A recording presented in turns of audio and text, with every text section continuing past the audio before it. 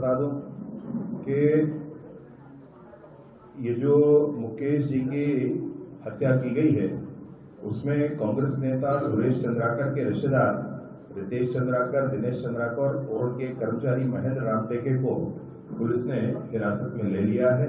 पूछताछ जारी है और शीघ्र ही आगे बात होगी। और दूसरी एक विशेष बात आपके सामने रखना चाहता हूं, तुरंत ही इस पर कार्यवाही करते हुए आईपीएस मयंक गुर्जर अतिरिक्त पुलिस अधीक्षक हैं बीजापुर में, उनके नेतृत्व में 11 सदस्यीय टीम बना करके एसआईटी का गठन करके और इस प्रकरण की पूरी जांच शुद्धता से की जाएगी, यह भी निर्णय हो गया है। टीम की घोषणा हो गई है।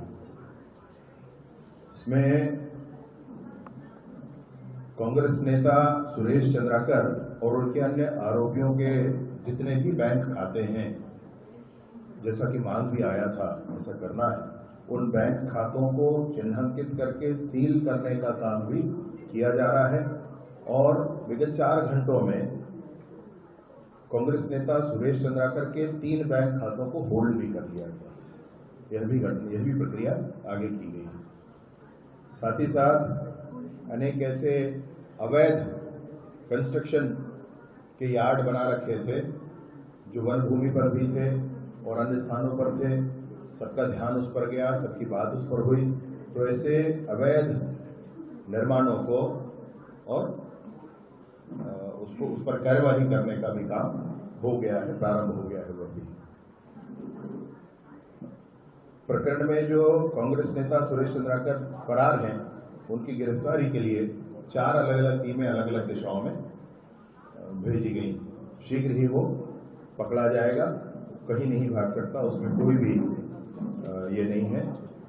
और पूरी कोशिश करके इस पूरे प्रकरण में पुलिस 3-4 हफ्तों में, गिरफ्तारी के उपरांत 3-4 हफ्तों में चालान भी पुटअप हम कर देंगे।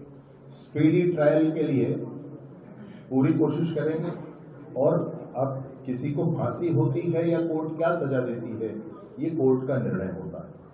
उसमें ना आप कुछ कह सकते ना मैं कुछ कह सकता, परंतु स्पीडी ट्रायल करा करके और 3 से 4 हफ्ते के अंदर अंदर चालान भी पुटअप करके, जांच की प्रक्रिया पूर्ण करके, चालान पुटअप करके न्यायालय से आग्रह करेंगे कि शीघ्र ही इसमें पूर्ण सजा दी जाए, ताकि समाज में संतोष हो सके, सबके मन को संतोष हो सके। मैं आपके सामने जरूर बताना चाहता हूं कि जो कांग्रेस नेता सुरेश चंद्राकर है, जो हत्या का मुख्य सरगना है, वो फिर से कांग्रेस का प्रदेश का पदाधिकारी है और इसकी नियुक्ति भी ये की गई है। अभी अगर कांग्रेस के नेता कहते हैं कि हमारे साथ फोटो है तो हम क्या करेंगे, फोटो तो किसी के साथ किसी का भी हो सकता है, मैं भी मानता हूं।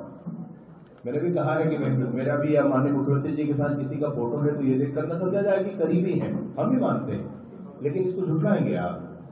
तो कांग्रेस ने अगर उसको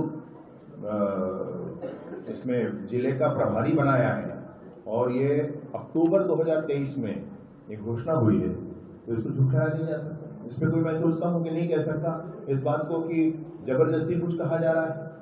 तो कांग्रेस के लोग, कांग्रेस के नेता लगातार इन सारी बातों में संलिप्त हैं। और इतनी ही नहीं, मैं आपको और एक बातें बताना चाहता हूं कि कांग्रेस के नेता